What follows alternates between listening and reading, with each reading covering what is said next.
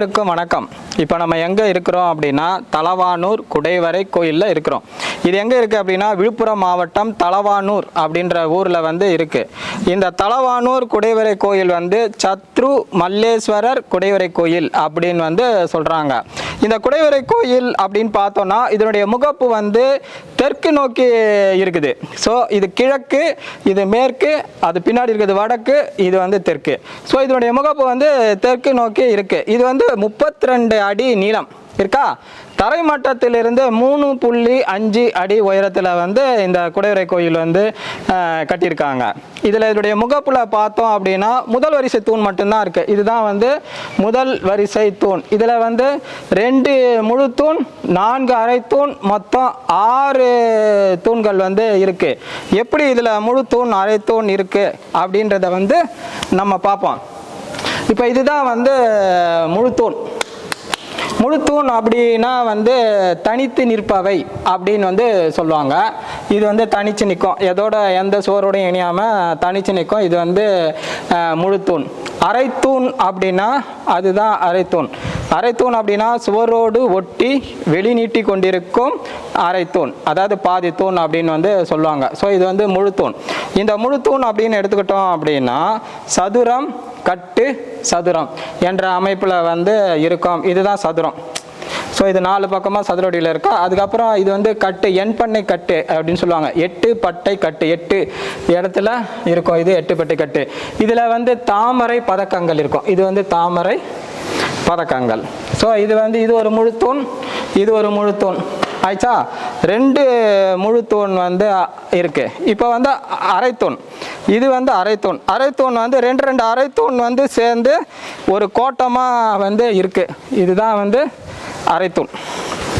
இப்போ பார்த்தீங்கன்னா இது ஒரு அரைத்தூண், இது ஒரு அரைத்தூண், 2 அரைத்தூண் சேர்ந்து ஒரு கோட்டமாக இருக்குது. இதுதான் கோட்டம்.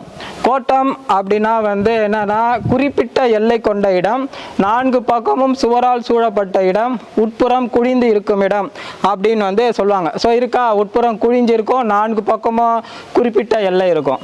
இந்த சிற்பம் அப்படின்னு பார்த்தா இது புடைப்பு சிற்பம். ஏன் புடைப்பு சிற்பம் அப்படின்னு சொல்கிறாங்க அப்படின்னா சிற்பத்தில் 2 சிற்பங்கள் இருக்குது. முழு உருவ சிற்பம், புடைப்பு சிற்பம். முழு உருவ சிற்பம் அப்படின்னா உருவத்தின் முன்பகுதியும் பின்பகுதியும் தெளிவாக தெரியும்படி வடிவமைக்கப்பட்டால் முழு உருவ சிற்பம். உருவத்தின் முன்பகுதி மட்டும் தெரியும்படி வடிவமைக்கப்பட்டால் அது புடைப்பு சிற்பம். இந்த உருவம் பார்த்தீங்கன்னா அதோடைய ஃப்ரண்ட் பக்கம் மட்டும் தெரியும்படி வடிவமைக்கப்பட்டிருக்கிற காரணத்தால் இது புடைப்பு சிற்பம். இன்னொன்று, இந்த சிற்பம் திரிபங்க நிலையில் இருக்குது அப்படின்னு சொல்கிறாங்க. எப்படி திரிபங்க நிலை சொல்கிறாங்க அப்படின்னா சமபங்க நிலை, திரிபங்க நிலை அப்படின்னு சொல்லிட்டு 2 நிலைகள் இருக்கு. சமபங்க நிலைனா இந்த 2 காலம் நேராக இருந்தது அப்படின்னா அதை சமபங்க நிலைன்னு சொல்லுவாங்க. திரிபங்க நிலை அப்படின்னா ஒரு கால் நேர், இந்த கால் நேராகுதா, ஒரு கால் சாய்ந்த நிலையில், இந்த கால் சாய்வான நிலையில் இருக்குது. இது திரிபங்க நிலை. சொல்றாங்க. இன்னொன்னும் இருக்கு. திரிபங்க நிலைனா, திரினா 3, பங்கம் அப்படின்னா கெட்டு போறது கிடையாது, மாறுபட்டு நிற்பது. திரிபங்க நிலை என்றுனா 3 நிலைகளில் மாறுபட்டு நிற்பது அப்படின்னு சொல்லுவாங்க. இப்போ நல்லா பார்த்தீங்கன்னா கால் இதுல இருந்து ஒன்னா இப்படி சாஞ்சி நிற்குதா, அப்புறம் தலை போகுது. இது திரிபங்க நிலையில இருக்கக்கூடிய சிற்பம் சொல்லுவாங்க. இன்னொன்று இந்த சிற்பத்தில் கைகள் பார்த்தீங்கன்னா கைகளில் கைவளை, தோள்களில் தோல்வளை, மார்பில் 30 நூல், இடையில் உத்திரபந்தம். இது இருக்கக்கூடிய ஒரு சிற்பம். பொதுவாக என்ன சொல்கிறாங்க அப்படின்னா இந்த சிற்பத்தை துவார பாலகர்கள் என்று சொல்லப்படக்கூடிய வாயிற்காவலர் சிற்பம் அப்படின்னு சொல்கிறாங்க. இதை வாயிற்காவலர் சிற்பம் அப்படின்னு சொல்லக்கூடாது. ஏன் சொல்லக்கூடாது அப்படின்னா ஒரு கருவறை இருந்ததுன்னா கருவறையின் வாயிலில் இருக்கக்கூடிய சிற்பங்கள் தான் துவார பாலகர்கள் என்று சொல்லப்படக்கூடிய வாயிற்காவலர்கள். ஆனால் இது என்ன சொல்லலாம் அப்படின்னா குடைவரை காவலர்கள் சொல்லலாம். ஏன் குடைவரை காவலர்கள் சொல்கிறாங்க அப்படின்னா குடைவரையிலுடைய முகப்புல இருக்கக்கூடிய சிற்பம் இந்த 2 சிற்பங்கள். இது குடைவரை காவலர்கள்ன்றது திருச்சி கீழ் குடைவரை கோயிலில் பார்த்தோம் அப்படின்னா திருச்சி கீழ் குடைவரை சுற்றி 4 குடைவரை காவலர்கள் இருப்பாங்க. அதே மாதிரி இங்கே பார்த்தீங்கன்னா இங்கே 2 குடைவரை காவலர்கள் இருப்பாங்க. சரி, துவாரபாலகர்கள் என்று சொல்லப்படக்கூடிய வாயிற் காவலர்கள் அப்படின்னா இந்த குடைவரை கோயிலுக்கு நம்ம உள்ளே போகும்போது இது இருக்கு, கர்ப்பகிரகம் இருக்குது, அதாவது கருவறை. அதை சுற்றி தான் அந்த துவாரபாலர்கள் என்று சொல்லப்படக்கூடிய வாயிற்காவலர்கள் இருக்குது. ஸோ இதை வந்து குடைவரை காவலர்கள் அப்படின்னு வந்து சொல்லலாம். சரி, ஓகே. இப்போ இதுதான் முகப்பு, தெற்கு நோக்கி இருக்கக்கூடிய முகப்புன்னு சொன்னோம். இது கீழே இருந்து பார்த்தோம் அப்படின்னா ஜகதி என்பட்டை குமுதம் பட்டிகை கொண்ட கண்டம் பாத பந்த தாங்குதளம் என்ற வரிசையில் தான் வந்து இது வந்து உருவாக்கப்பட்டிருக்கு. சரி, இப்போ அந்த தூண் இருக்கு. அந்த தூணில் பார்த்தோம் அப்படின்னா அந்த தூணுக்கு மேலே போதிகை, உத்தரம், வாஜனம், கபோதம் இது நாளும் வந்து வரிசையாக இருக்கும். எப்படி இருக்கு அப்படின்னா இதுதான் போதிகை, அது சென்ட்ரலில் இருக்கிறது வந்து உத்தரம். போதிகை வந்து உத்தரத்தை தாங்கும் விதத்தில் வந்து வடிவமைக்கப்பட்டிருக்கு. சரி, ஓகே. இந்த போதிகை, உத்தரம், அதுக்கப்புறம் அங்கே ஒரு சின்ன இடம் இருக்குது வாஜனம். இதில் பார்த்தா தெரியும் நமக்கு வாஜனம், இது சின்னதாக இருக்கா, அது வாஜனம். கபோதம் அப்படின்னு சொல்லுவாங்க. கபோதம் அப்படின்னா வந்து புறா அப்படின்னு சொல்லுவாங்க. அதாவது நம்ம குடைவரையை வந்து அசுத்தப்படுத்தக்கூடாது. அது புறா வந்து மலை மேலே உட்காந்து அது வந்து கழிவுலாம் வெளியேற்றி அதை அசுத்தப்படுத்துன்ற காரணத்தால் வந்து அதை அதாவது வளைவான நிலையில் வந்து அதை வச்சுருப்பாங்க. ஸோ அதுக்கு பேர் வந்து கபோதம்.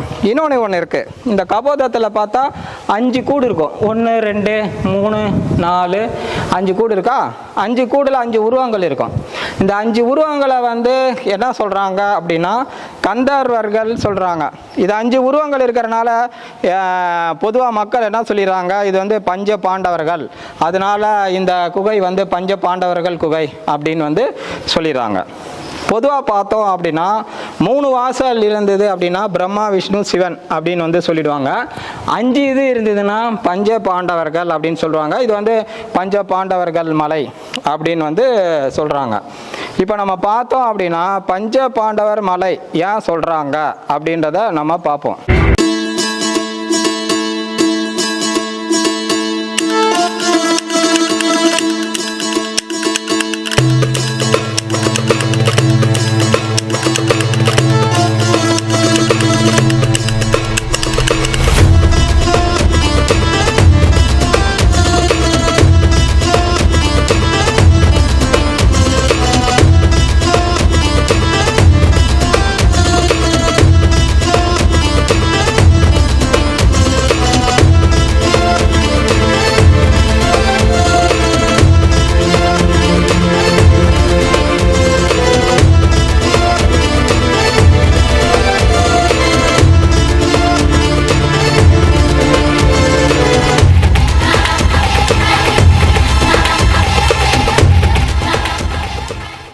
சரி, இதை வந்து பஞ்ச பாண்டவர் மலை, பஞ்ச பாண்டவர் குகை, பஞ்ச பாண்டவர் அப்படின்னு வந்து சொல்கிறாங்க. ஏன் சொல்கிறாங்க அப்படின்றது வந்து ஒரு பெரிய வரலாறு இருக்குது. புத்தர் அவருடைய சின்ன வயசு பேர் என்னன்னு பார்த்தோம் அப்படின்னா வந்து சித்தார்த்தர் வந்து வீட்டை விட்டு வெளியில் வராரு. அதாவது அவருடைய மனைவி குழந்தைங்களை விட்டுட்டு வெளியே வராரு, துறவரம் பூண்டுட்டு வெளியில் வராரு. அப்படி வெளியில் வரும்போது அவர் ஃபஸ்ட்டு ஒரு இடத்துக்கு வராரு. அந்த இடத்துல வந்து தங்குறாரு. அது என்ன இடம் அப்படின்னா மகத நாடு. மகத நாட்டின் தலைநகரம் வந்து ராஜகிரகம். அந்த நாட்டை ஆண்டு கொண்டிருக்கிறது யார் அப்படின்னு பார்த்தோம் அப்படின்னா பிம்பிசாரன். ஸோ அவர் மகத நாட்டுக்கு வராரு, ராஜகிரகத்தில் தங்குறாரு. அந்த இடத்தை சுற்றி ஒரு 5-6 மலைகள் இருக்குது. அதில் ஒரு மலை அப்படின்னு தான் என்ன மலை அப்படின்னா பண்டவ மலைன்றது அதுக்கு வந்து பேர். அவர் என்ன பண்ணுறாரு, மகத நாட்டுக்கு வராரு, ராஜகிரகத்துக்கு வராரு. அந்த பண்டவ மலையில் ஒரு இடத்துல போய் இருக்கிறாரு. அவர் வந்து அந்த ஊருக்குள்ளே நுழையிறார். ஊருக்குள்ளே நுழைய பிச்சை எடுத்து அந்த வாங்கின சாப்பாடை வந்து எடுத்துகிட்டு வந்து அந்த பண்டவ மலையில் உட்காந்து வந்து சாப்பிட்றாரு. இதை வந்து அந்த நாட்டில் இருக்கக்கூடிய ஒற்றர்கள் வந்து பார்க்குறாங்க. பார்த்துட்டு கொண்டு போய் பிம்பிசாரர்கிட்ட சொல்லுவாங்க, இது மாதிரி ஒரு ஆள், புது ஆள் நம்ம நாட்டில் வந்து வந்திருக்காரு. அவர் வந்து பார்க்கறதுக்கு அழகாக இருக்காரு, அவரே ராஜவம்சத்தை சேர்ந்தவர் மாதிரி இருக்கார், ஆனால் அவர் பிச்சை எடுத்து சாப்பிட்றாரு சொன்னா பிம்பிசாரர் ஸ்ட்ரைட்டாக வராரு, புத்தரை பார்க்குறாரு. புத்தரை பார்த்துனா தெரிஞ்சிருச்சு இவர் வந்து சித்தார்த்தர். அவர்கிட்ட வந்து கேட்குறாரு, நீங்கள் இது மாதிரி ஒரு பெரிய அரசராக இருக்கிறீங்க, இது மாதிரி பிச்சை எடுக்கிறீங்களா, நீங்கள் வந்து உங்கள் நாட்டுக்கு போயிடுங்க, அப்படி இல்லைன்னா என்னுடைய ஆளுகைக்கு உட்பட்ட ஒரு நாட்டை தர நீங்கள் ஆட்சி செய்யுங்க அப்படின்னு வந்து பிம்பிசாரர் சொல்லும் போது அவர் சொல்கிறாரு, புத்தர், இப்போ நீ வந்து சொல்றது வந்து உன்னை அவமானப்படுத்தும் விதத்தில் இருக்குதுன்னு நினைக்கிறியா, இல்லை என்னுடைய பரிதாப நிலையை கண்டு நீ உண்மையாகவே பரிதாபப்படுகிறாயா அப்படின்னு வந்து புத்தர் கேட்குறாரு. அப்போ வந்து பிம்பிசாரர் சொல்கிறாரு, இல்லை ஒரு பெரிய பணக்கார ஆள் ரோட்டில் பிச்சை எடுத்தால் என்ன சொல்லுவாங்க, ஒரு பெரிய பணக்காரன் ஒரு அரசர் ரோட்டில் பிச்சை எடுக்கிறாங்களே அப்படின்னு சொல்லுவாங்களேன்னு சொல்லிட்டு பிம்பிசாரர் வந்து சொல்கிறார். அப்போ தான் அவர் சொல்கிறாரு, எப்போவுமே மனிதர்கள் வந்து பிறருடைய கஷ்டத்தை பார்த்து வருத்தப்படுறதே கிடையாது. அந்த கஷ்டத்தால் தன்னுடைய பேர் கெட்டு போயிடுமோ, தங்களுடைய நிலை குறைஞ்சிடுமோன்னு சொல்லிட்டு தான் பிறரை நினைச்சு வருத்தப்படுறாங்க அப்படின்னு சொல்லி புத்தர் சொல்றாரு. அதாவது அதுக்கு என்ன அர்த்தம் அப்படின்னா, நம்ம கஷ்டப்படுறத பார்த்து ஒருத்தர் வந்து வருத்தப்பட்டாலோ, ஐயோ இவர் கஷ்டப்படுறாருன்னு நினைத்தாலோ, அந்த கஷ்டத்தை வந்து அவங்க உண்மையாகவே நம்மளுடைய கஷ்டத்தை நினைத்து தான் அவங்க வந்து கஷ்டப்படுறாங்களா அப்படின்றத வந்து சிந்திக்கணும். அப்படி இல்லாத பட்சத்தில் நம்ம கஷ்டப்படுறது மற்றவருடைய மானத்துக்கும் மரியாதைக்கும் அவமானம் ஏற்படுத்தும் விதத்தில் இருக்கிறதா அப்படின்றத வந்து நம்ம யோசித்தாலே தெரிஞ்சிடும். பிறர் வந்து நமக்காக உண்மையாகவே வருத்தப்படுறாங்களா கஷ்டப்படுறாங்களா அப்படின்னு வந்து புத்தர் வந்து அந்த இதுக்கு அர்த்தம் சொல்றாரு. ஸோ நான் வந்து கஷ்டப்படுறத பார்த்து உனக்கு வந்து வருத்தம் கிடையாது, ஆனால் உன்னுடைய மதிப்பு மரியாதை ராஜவம்சத்துடைய மதிப்பு மரியாதை குறைஞ்சிடுன்ற காரணத்தால் தான் நீ என்னை இது மாதிரி சொல்கிற. ஆனால் நான் என்னுடைய நிலையை விட்டு போக மாட்டேன், நான் ஒன்றை ஊரை விட்டு நான் வெளியில் போயிடுறேன்னு சொல்லிட்டு புத்தர் வந்து அந்த பண்டவ மலையை விட்டு அவர் வெளியில் போயிறார். அதுக்கப்புறம் அவர் வந்து தவங்கள் பல விதங்கள்லாம் பண்ணி ஒரு உயர்ந்த நிலைக்கு வந்து அவர் வந்துடுறாரு. வந்துட்டு என்ன பண்ணுறாரு, அவருக்கு புத்த புக்குகள், அதாவது அவருக்கு சீடர்கள் நிறையா உருவாயிடுறாங்க.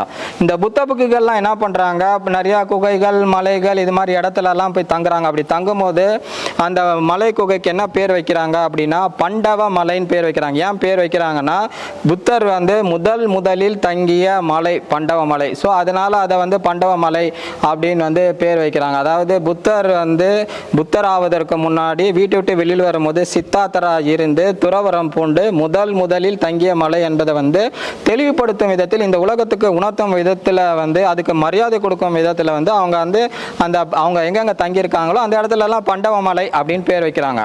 இது என்ன ஆயிடுதுன்னா, 4ஆம் வட்டத்தில் புத்த மதம் வந்து வீழ்ச்சி அடையுது. அதுக்கப்புறம் சமண மதம் வருது, சமண மதமும் வீழ்ச்சி அடையுது. சமண மதம் வீழ்ச்சி அடைஞ்ச பிறகு இந்து மதம் வருது. இந்து மதம் என்ன பண்ணுறாங்க அப்படின்னா, அந்த பண்டவ மலையை வந்து பஞ்ச பாண்டவர் மலையாக மாற்றிட்டாங்க. ஏன் மாற்றிட்டாங்க அப்படின்னா, பண்டவ மலை அப்படின்னு சொன்னால் புத்தருடைய வரலாற்றை குறிக்கக்கூடிய நிலையில் இருந்துவிடும் என்ற காரணத்தால் அதை வந்து பஞ்ச பாண்டவர் மலைன்னு மாற்றிட்டோம் அப்படின்னா இந்துக்களுடைய ஒரு குறிப்பிட்ட நிலையை சொல்லக்கூடிய நிலையில் வந்துவிடும் என்ற காரணத்தால் அதை வந்து பஞ்ச பாண்டவர் மலைன்னு சொல்லிடுறாங்க. அதாவது பஞ்ச பாண்டவர்கள் இது காட்டுக்கு வனவாசம் வந்தப்போ தங்கின இடம் அப்படின்ற காரணத்தால் அதை பஞ்ச பாண்டவர் மலை அப்படின்னு மாற்றிட்டாங்க. ஸோ இதில் வந்து 5 இது இருக்கிற காரணத்தால் பஞ்ச பாண்டவர் மலை அப்படின்னு வந்து பொதுவாக சொல்லிடுறாங்க. ஆனால் இது பஞ்ச பாண்டவர் மலைன்னு சொல்லக்கூடாது.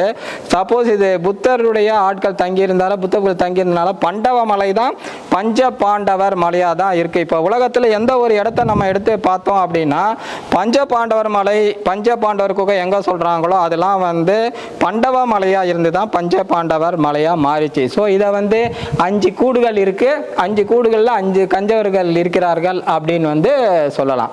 சரி, அடுத்து வந்து என்ன பார்த்தோம் அப்படின்னா தோரணம்.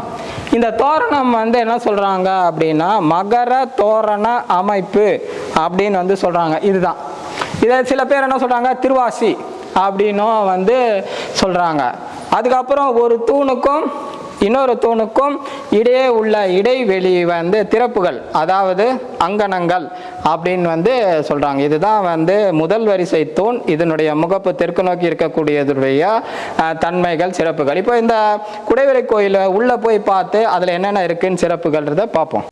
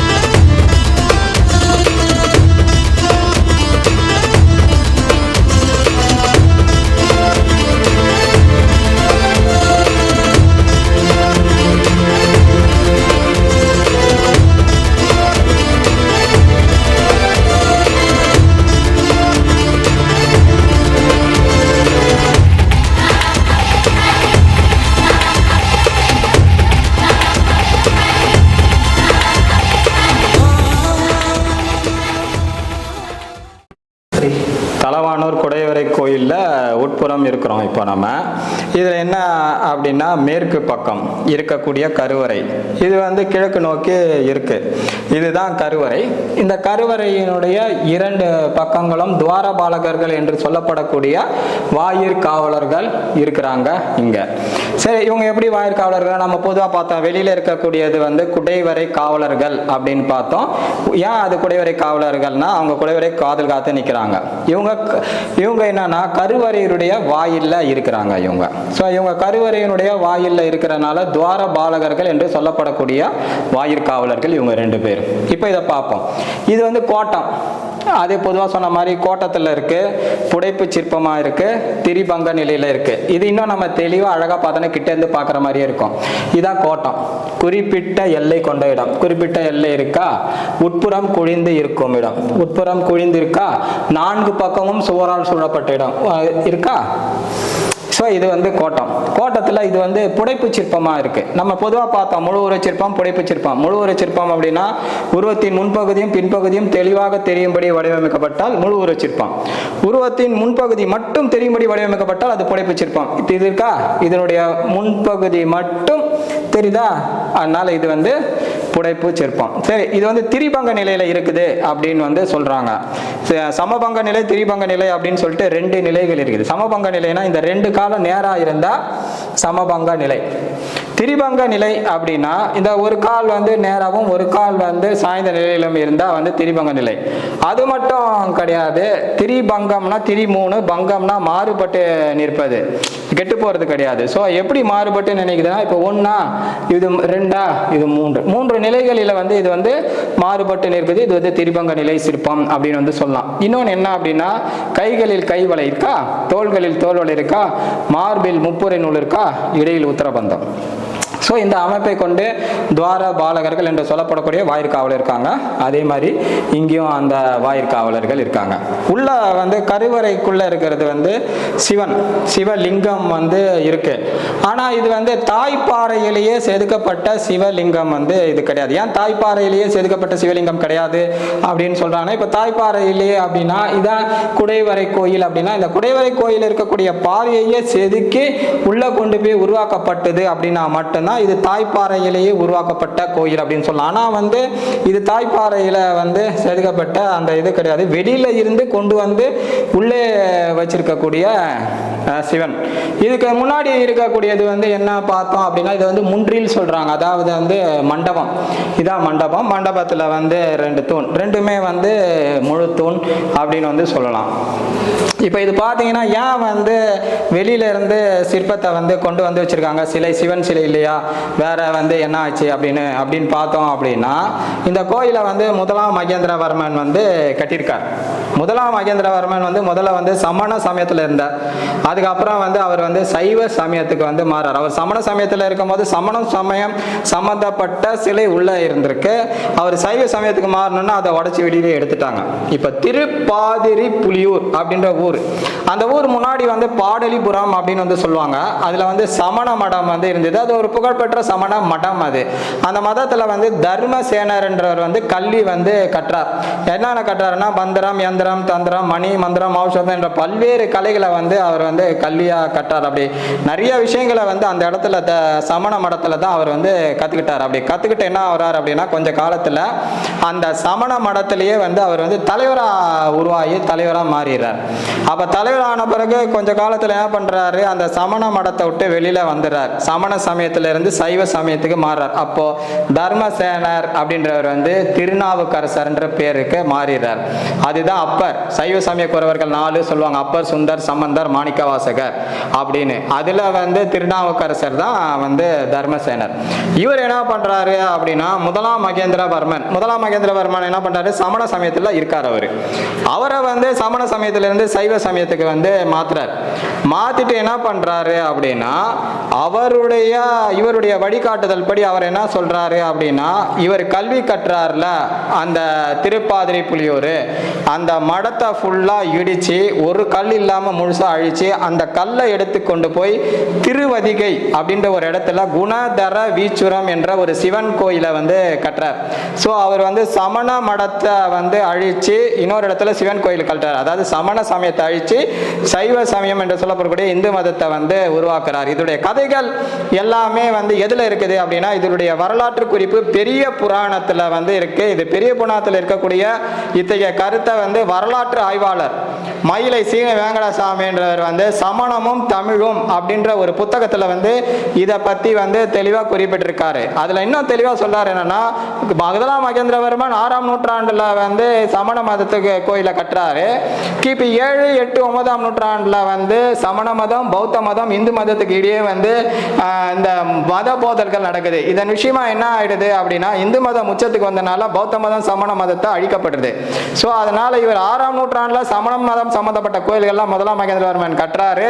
7, 8, 9ஆம் நூற்றாண்டில் அவர் வந்து உச்சத்துக்கு போகும்போது சைவ சமயத்துக்கு மாறி எல்லா சிலைகளையும் வந்து அழிச்சிறாரு. ஸோ கருவறையில் அவர் வந்து இந்த கோயிலை கட்டும் போது சமண மதத்தில் இருக்காரு. அவர் வந்து 7, 8, 9ஆம் நூற்றாண்டில் பிரச்சனை வரும்போது அவர் வந்து சைவ சமயத்துக்கு மாறும்போது உள்ள இருக்கிற சிற்பத்தை எடுத்து உள்ள கொண்டு போய் அதை வந்து வச்சிருக்காங்க. ஸோ இந்த நிலை தான் வந்து முதலாம் மகேந்திரவர்மன் கட்டக்கூடிய அனைத்து குடைவரை கோயில்களையும் சிற்பங்கள் சிதைந்து போய் இருப்பதற்கும் அதுல வந்து சிற்பங்கள் இல்லாமல் இருக்கிறதற்கும் கருவறையில் வந்து சிலைகள் இல்லாமல் இருப்பதற்கும் இது வந்து தான் காரணன்றதை வந்து நம்ம மனசுல நினைச்சுப்போம். இது வந்து வரலாற்றில் தெளிவாக குறிப்பிட்டு இருக்கக்கூடிய ஒரு விஷயம் என்பதை நம்ம அனைவருமே உணர்ந்து கொள்வோம்.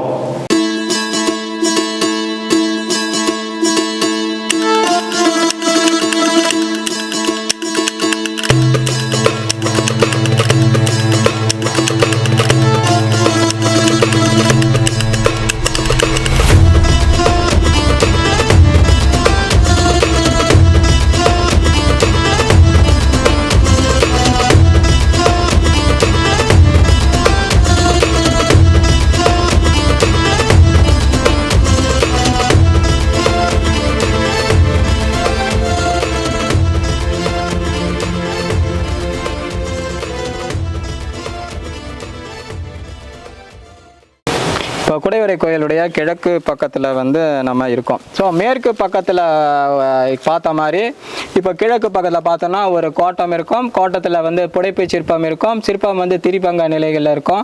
திரிபங்க நிலையில் இருக்கிற மட்டும் இல்லாமல் கைகளில் கைவளை, தோள்களில் தோல்வளை, மார்பில் முப்புரி நூல், இடையில் உத்தரபந்தம் இருக்கும்.